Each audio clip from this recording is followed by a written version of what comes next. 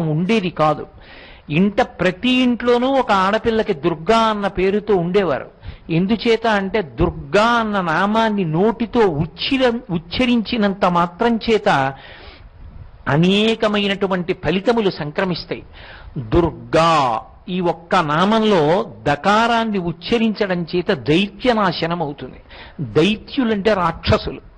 ఆ రాక్షసులు నశించినటువంటి కారణం చేత మనసులలో ఉద్రేకమైనటువంటి భావనలు, సమాజాన్ని పాడు చెయ్యాలి, సమాజాన్ని వక్రగతిలోకి తీసుకెళ్లాలనేటటువంటి ప్రబోధాలు ఉండవు.